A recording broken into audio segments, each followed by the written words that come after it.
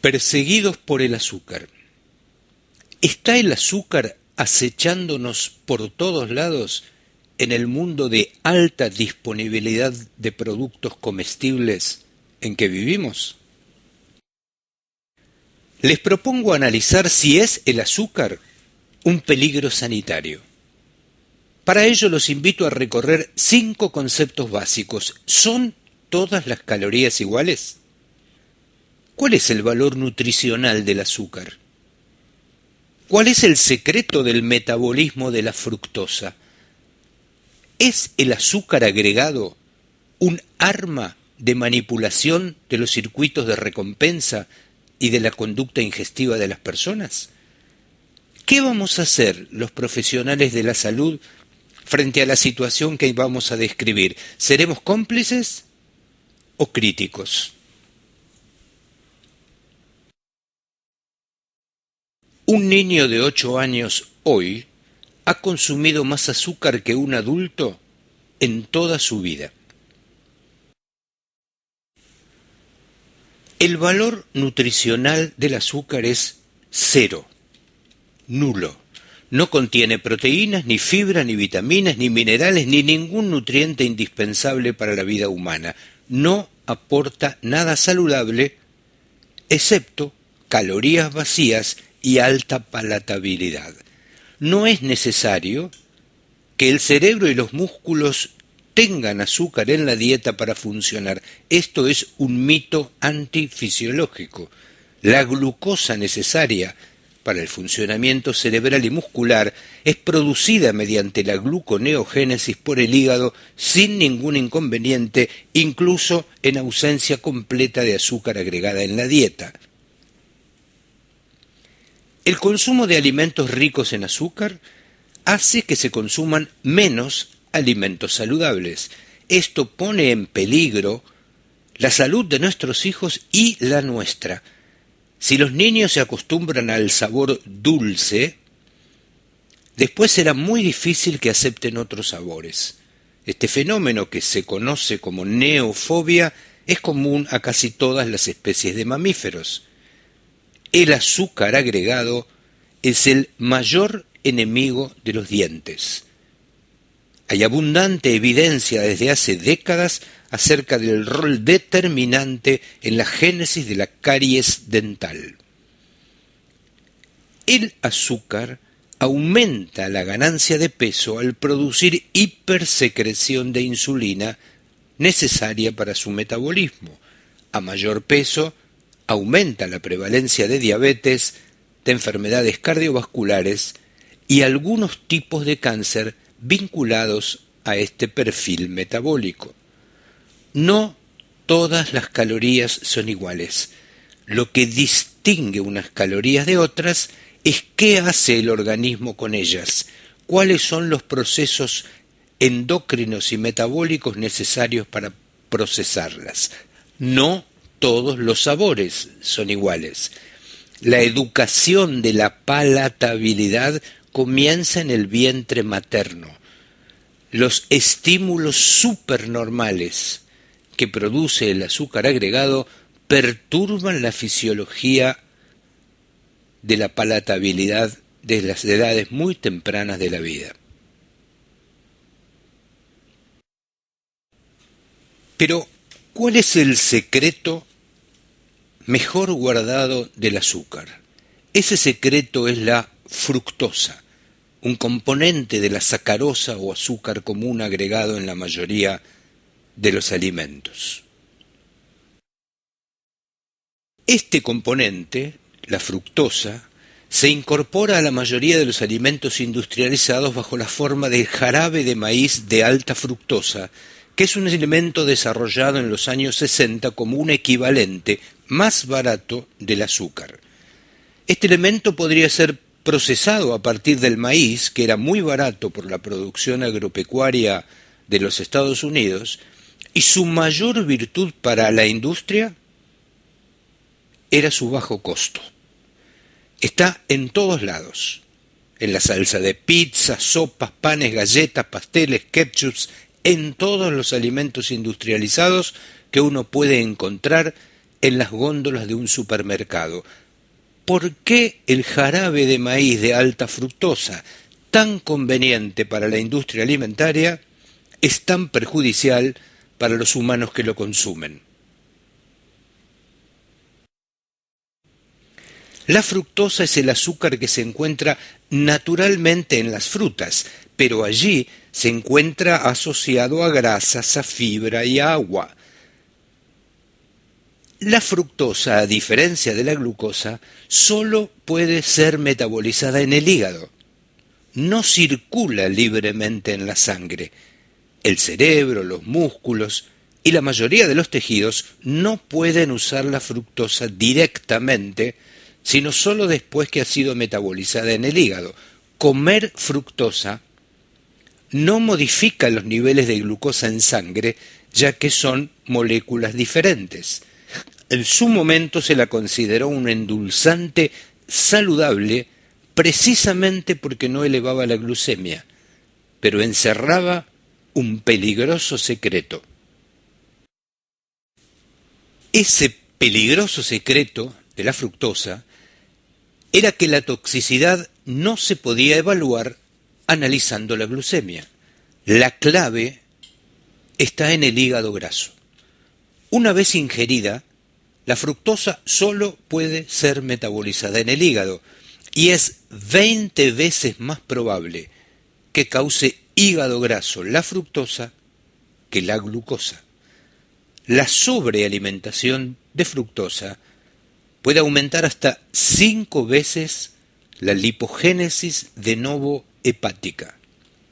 El hígado graso es, entre otras cosas, el más fuerte promotor de la resistencia a la insulina, con todas las implicancias metabólicas y clínicas que esto tiene. Durante mucho tiempo, y para muchos todavía sigue ocurriendo, el objetivo a monitorear para analizar el estado metabólico de las personas era la glucemia. Pero lo que hoy sabemos es que durante al menos una década se sostienen los niveles de glucemia a expensas de una alta secreción de insulina. Esta hiperinsulinemia sostiene los niveles de glucemia dentro de rangos normales a un altísimo costo que podríamos denominar hipertensión arterial, dislipidemia, inflamación crónica aséptica, daño en el sistema nervioso central, trombogénesis, aterogénesis, carcinogénesis y grave disfunción endotelial. La glucemia es un marcador tardío de la disrupción metabólica que la alimentación rica en azúcares, especialmente en fructosa, provoca en nuestros pacientes. Hemos mencionado brevemente algunos de los efectos más destacados del consumo excesivo de azúcar añadido: los trastornos metabólicos, la obesidad, la diabetes, la enfermedad cardiovascular, el cáncer, las caries. Pero tal vez el efecto socialmente más perturbador es la intensa manipulación de la conducta que se consigue a través del uso del azúcar. Nuestra especie nunca necesitó balanzas para saber si tenía exceso de grasa. Evolucionó con mecanismos de señalización neuroendocrina altamente eficaces para gestionar sus reservas, regulando la conducta ingestiva. Hoy, esas señales se manipulan para disparar el consumo, eludiendo el radar de la regulación homeostática. En el aparato sensorial, a través de la palatabilidad de los alimentos, reside la fuente de señales que indican la disponibilidad de alimentos con nutrientes saludables. El otro estímulo alimentario proviene de los cambios metabólicos y corporales que impulsan a la búsqueda de alimentos para mantener la funcionalidad más ventajosa para la especie. ese sistema de señalización que guía y orienta la conducta ingestiva está siendo brutalmente perturbado por la manipulación industrial de alimentos ricos en azúcar agregado.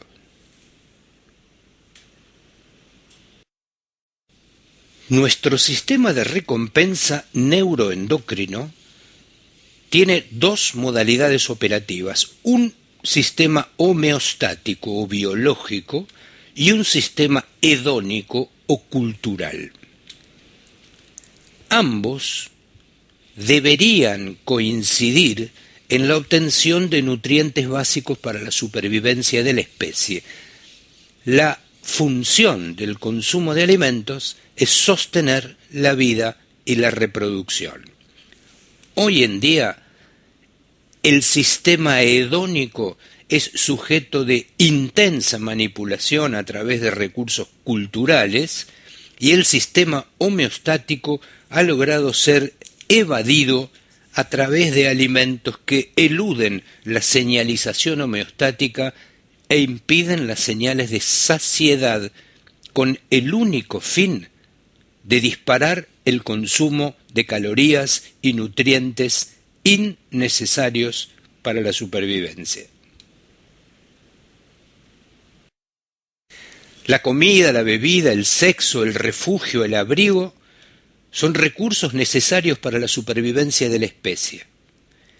Esta es una necesidad ancestral, para lo cual nuestro sistema nervioso central evolucionó con mecanismos mesolímbicos automáticos muy eficientes, que aseguran que los individuos sean fuertemente atraídos por estos estímulos críticos, la comida, la bebida, el sexo o el refugio, en entornos muy diferentes a los que habitamos hoy.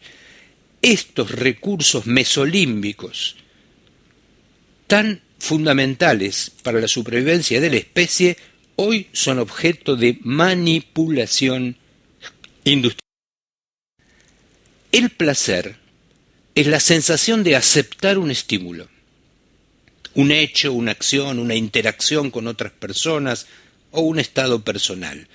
El placer promueve la fluidez cognitiva y la interacción social mediante señales como, por ejemplo, sonreír, que es el equivalente humano al movimiento de la cola del perro. El placer depende de la intensidad del estímulo de una manera no monótona, es decir, sigue lo que se denomina curva de Wundt.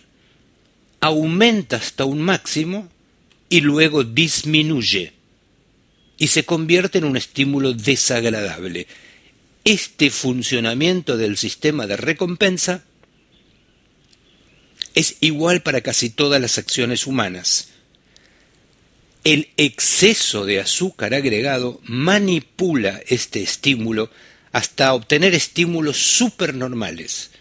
Y una vez que se alcanza el pico de esta curva de recompensa, y por supuesto el placer disminuye, la industria alimentaria ha descubierto que el recurso es agregar grasa. Se dice, lo dice Michael Moss en uno de sus libros, que un lema industrial es: si las ventas bajan, agrega azúcar. Si vuelven a bajar, agrega grasa. Formas de manipular la conducta ingestiva, favoreciendo el consumo en perjuicio de la salud.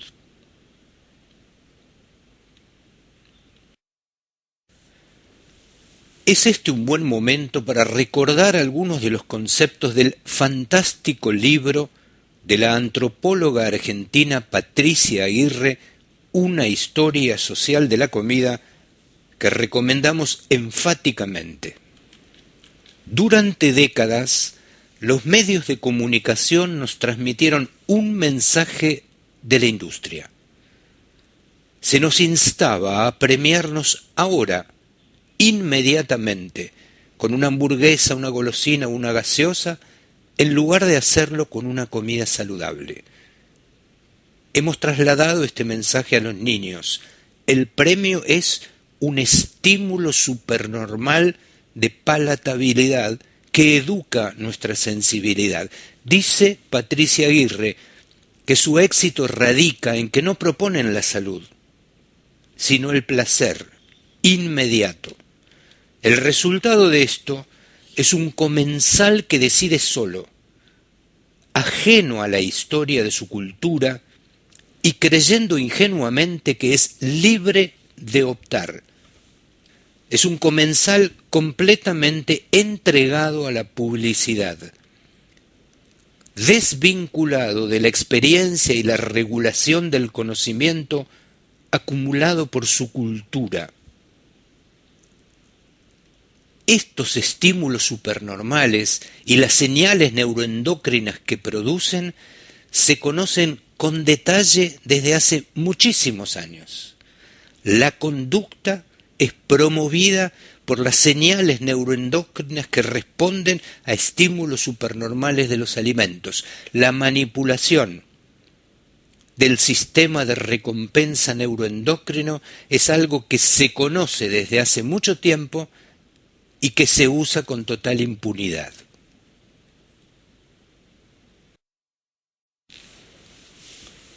Otro libro imprescindible que nos animamos a recomendar enfáticamente es el libro Mala Leche, de la periodista argentina Soledad Barruti, que es una exhaustiva investigación sobre el mercado de alimentos, donde se dicen algunas cosas como estas. La obesidad es cada vez un problema de todos, pero al mismo tiempo cada gordo se señala con el dedo y se expone sin contexto en busca de una causa responsable para una desgracia que se juzga personal. ¿Qué saben las marcas que nosotros no sabemos? Por ejemplo, que los niños menores de 8 años están cognitiva y psicológicamente indefensos ante sus anuncios. La comida infantil moderna es una combinación de estímulos poderosos con un ingrediente que gobierna todo el menú: el azúcar.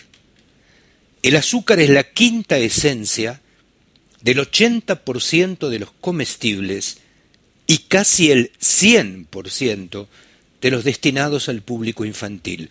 El sabor dulce es un estímulo tan reconfortante y poderoso que produce un bajón brusco cuando sus efectos se disipan al ser digerido. Una mezcla de tristeza y angustia, apatía, hastío o depresión. La neurocientífica Jimena Ricati, entrevistada por la autora, dice: yo creo que el mejor modo de mantener a los niños a salvo de todo esto es intentar no exponerlos, evitar que se topen con esta forma absurda de comer. Procurar que la producción de alimentos esté en buenas manos y dársela a los niños es la mejor estrategia contra el olvido y a favor de nuestra supervivencia, dice la autora Soledad Barruti. Un último detalle que valdría la pena mencionar es que varias revistas de alto prestigio internacional, en este caso el JAMA, han descubierto en el año 2016 documentos muy antiguos de la industria del azúcar ocultando sus vínculos con la enfermedad coronaria. Estos documentos hoy han salido a la luz. Las razones de esto son múltiples. La consecuencia es la misma. Vivimos rodeados de alimentos buenos para vender, pero malos para comer. Y el motor que dispara el consumo, en la mayoría de los casos, es el azúcar que nos persigue en el 80% de los alimentos a los que tenemos acceso.